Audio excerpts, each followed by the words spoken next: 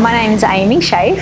I'm from Australia. I'm here living in Riberalta in Beni in Bolivia in the Amazon region. I arrived in Riberalta about 5.5 years ago in the end of 2018. And I arrived with the purpose of staying here for a year to help with a children's home that's in this area. And so when I arrived with the goal for 12 months of admin support and just helping in whatever way that I could, really just fell in love with this area, the children's home that I was with, the kids, and stayed with them for about 3 years. After about 3 years of working there, developing in my role, more working with the children in the administration, I decided to leave based on organisational changes in the home, but stayed in Riberalta. I love the lifestyle here. I love, I just love this area. But also had become more aware of different challenges and issues that people face here. And so coming from a youth worker, social worker background in Australia, I really just wanted to make a difference. One of the big things that stood out to me in the town here and also from my experience in the children's home was just the amount of, or the number of young women and young girls who are suffering either through poverty, through lack of education, gender-based violence, and a really, really high number of young girls are giving birth at a very young age, some as young as 11 and 12, and then dealing with the consequences of that pregnancy. Lots of girls are leaving school, so they're missing education, and the cycle of poverty and teenage pregnancy just continues through the generations. So I really wanted to be able to make a difference in that area. And so from putting together my history and my background, together with seeing the need here, formed the foundation called Futures, or Futuros, de Esperanza y Logros. So futures of hope and achievement, with the goal of empowering these young girls and young women to really embrace a bright future for themselves and their children. With a long-term goal of changing and affecting the cycle of poverty and teen pregnancies in this area that we're seeing. We also have a cafe here on the premises, a cafe that's open to the public. It's called the cafe Jardin del Eden, or Garden of Eden. So we've created a space that, like I said, is open to the public, a place where people can come and relax and enjoy a different kind of food to what's available, a good coffee or juice.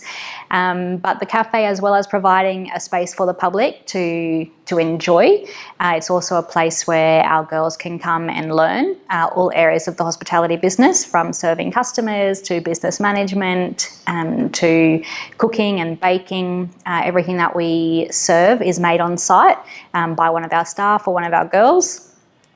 So that's there to help with their professional development, their practical training, as well, with the goal of having them leave here with a skill set that will just make it so much easier for them in the future, as well as raising funds for the project, for the foundation.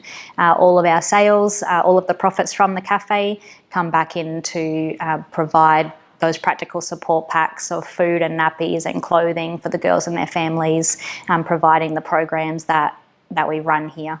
Through the foundation, we provide different kinds of assistance to these girls, depending on their personal situation, on their individual situation, using a bit of a case management strategy. So we focus on education and mentoring and capacitation, or an English training, practical training to prepare them for their future, make it easier for them to look for work, to find employment, to start a home-based business, as well as finishing their high school certificate. Education is so important. As well, we use a mentorship strategy as well, so that each girl has connection with a mentor, a volunteer or a worker here at the foundation who they can just talk to, who can listen to them, who will understand them. One of our main mentors is a young mum herself, gave birth at a very young age, and so she knows what it's like. So she can come alongside these girls and just be there to encourage and to help them in this journey.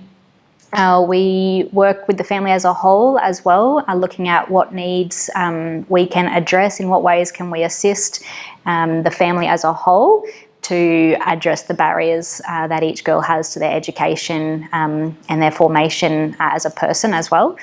We run different workshops and talks on different subjects, from teaching the girls about personal hygiene to better ways to care for their baby, nutrition, self-esteem, personal development, as well as helping them with tutoring or formal education. We have big dreams for the Foundation for the Future. Obviously, we want to grow the foundation and the project here on site.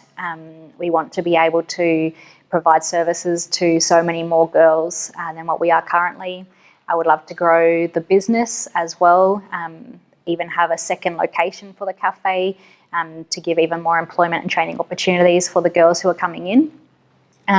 In the future, potentially would love to be able to provide emergency housing, childcare, and all services on site